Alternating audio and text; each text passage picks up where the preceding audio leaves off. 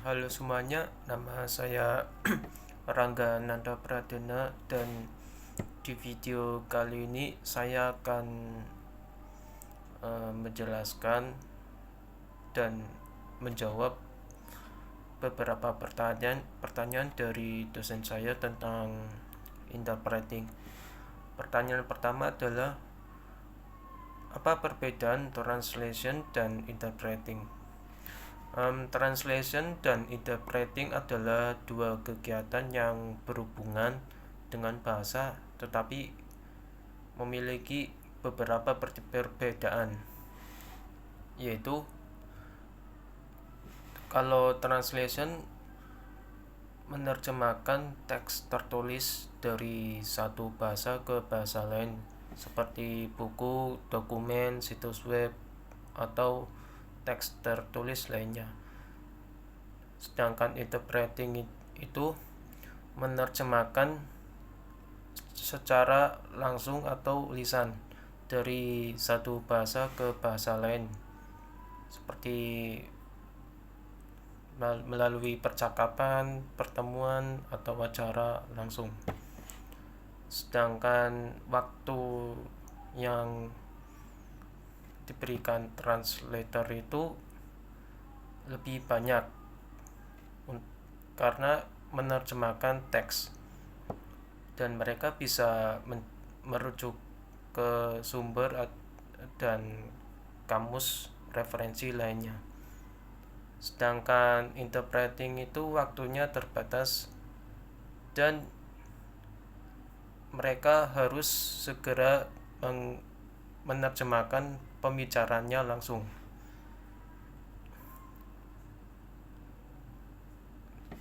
Kalau translator itu bisa memperbaiki atau merevisi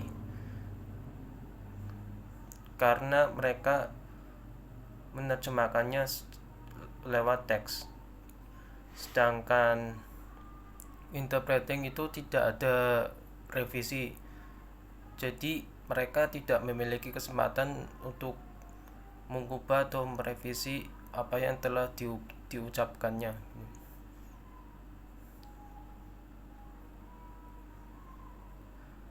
Pertanyaan nomor 2 adalah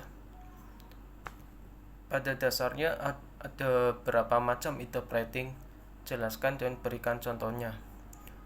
Ada beberapa jenis interpreting berdasarkan konteks dan cara pelaksanaannya. Yang pertama adalah simultaneous interpreting, yaitu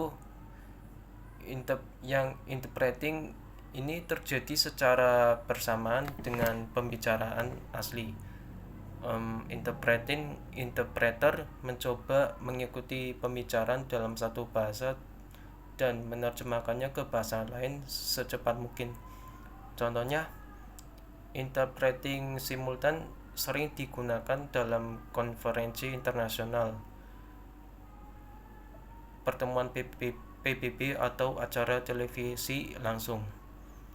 Seorang interpreter duduk di bilik khusus dan menyampaikan terjemahan melalui alat audio kepada pemirsa. Yang kedua adalah consecutive interpreting. Jadi jenis interpreting ini, interpreter menunggu sampai pembicaraannya selesai lalu menerjemahkan bagian per bagian.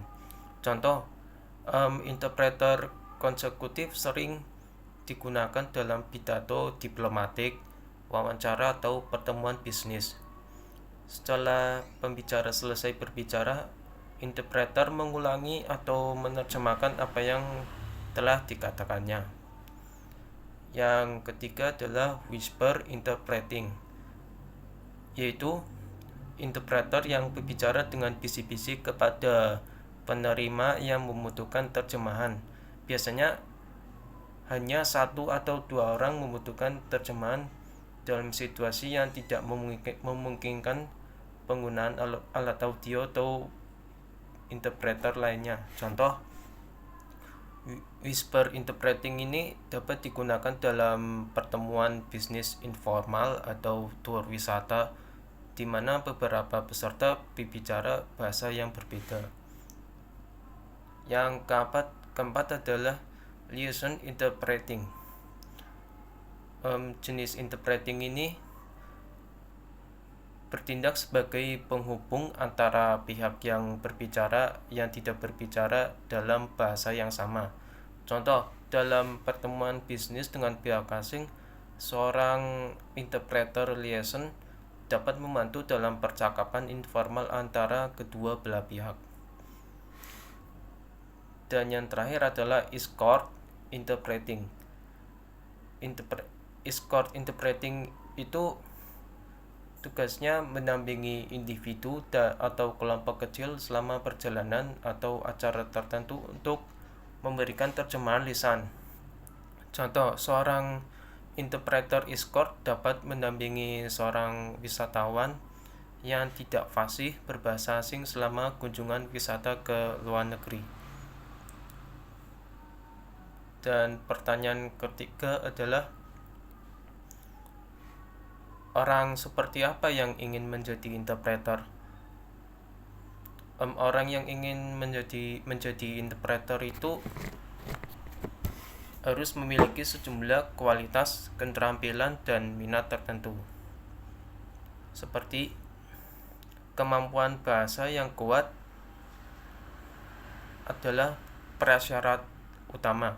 Seorang interpreter harus fasih dalam 2 atau lebih bahasa, termasuk pemahaman mendalam tentang tata bahasa, kosakata, idiom, dan dialek bahasa-bahasa yang diterjemahkan. Yang kedua adalah kemampuan mendengarkan dengan teliti dan memahami konteks penting dalam interpreting. Ini mencakup kemampuan untuk menangkap nuansa, intonasi, dan makna yang terkandung dalam percakapan. Yang ketiga adalah kemampuan berbicara. Seorang interpreter harus mampu mengkomunikasikan informasi dengan lancar, jelas, dan akurat dalam bahasa target. Ini melibatkan penggunaan kosakata yang tetap tepat dan pemilihan kata yang sesuai. Yang keempat adalah pengetahuan budaya. Memahami budaya terkait dengan bahasa yang diterjemahkan adalah penting. Pengetahuan ini membantu interpreter menghindari kesalahan dalam menyampaikan makna yang bisa bermasalah secara budaya. Yang kelima adalah kemampuan berpikir cepat. Interpreting sering terjadi dalam waktu nyata, terutama dalam situasi seperti interpreting simultan. Seorang interpreter harus dapat berpikir cepat dan menghasilkan terjemahan dalam hitungan detik. Yang keenam adalah kemampuan menjaga kerahasiaan. Terkadang interpreter akan berurusan dengan informasi rahasia atau sensitif. Kemampuan untuk menjaga kerahasiaan sangat penting dalam pekerjaan ini. Yang ketujuh adalah keterampilan teknologi. Terkadang interpreter menggunakan perangkat dan perangkat lunak khusus, seperti alat penerjemahan simultan. Kemampuan menggunakan teknologi ini dengan baik juga bisa menjadi kelebihan. Yang kedelapan adalah pelatihan dan sertifikasi. Memiliki pelatihan formal dalam interpreting atau sertifikasi sebagai interpreter dapat meningkatkan kredibilitas dan peluang karir. Yang kesembilan adalah kemampuan belajar dan adaptasi. Terjemahan tidak selalu tentang bahasa umum, terkadang melibatkan terminologi teknis atau spesifik. Kemampuan untuk belajar dan beradaptasi dengan berbagai konteks penting. Yang terakhir adalah kemampuan mengelola stres.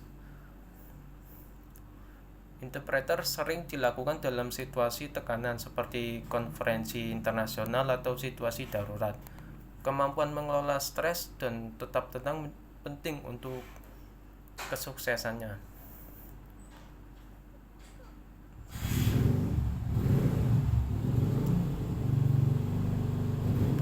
Pertanyaan selanjutnya adalah,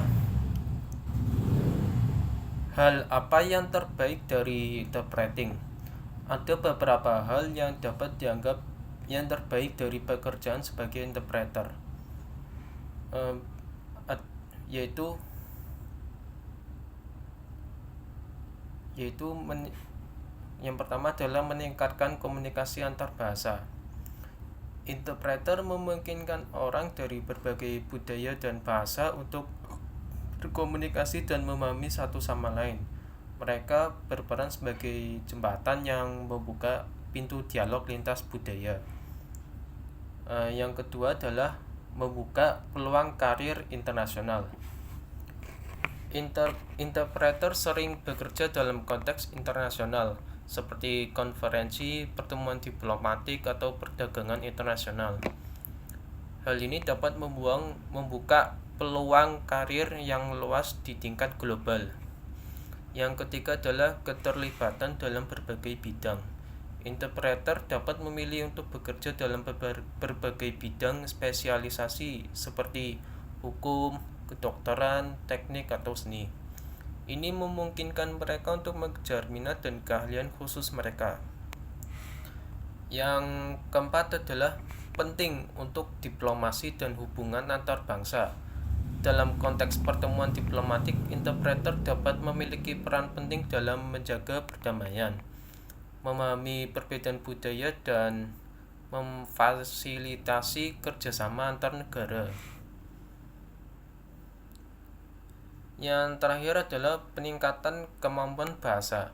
Pekerjaan sebagai interpreter memungkinkan seseorang untuk terus mempertajam dan memperkaya kemampuan bahasa mereka dalam berbagai bahasa. Pertanyaan selanjutnya adalah, apa keuntungan lain dari interpreting?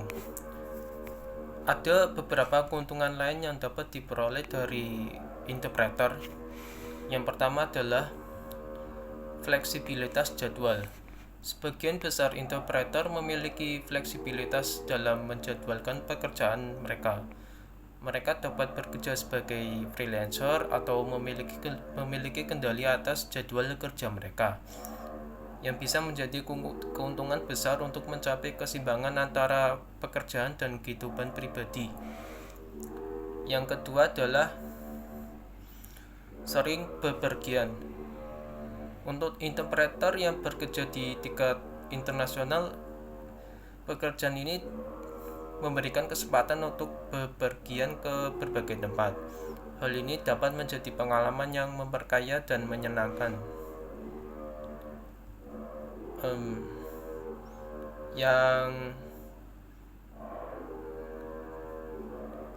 Yang terakhir adalah peluang jaringan. Interpreter dapat membangun jaringan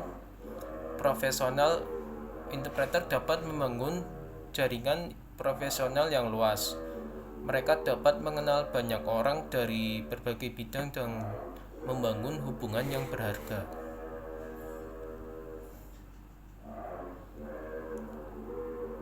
Sekian dari jawaban saya, dan terima kasih.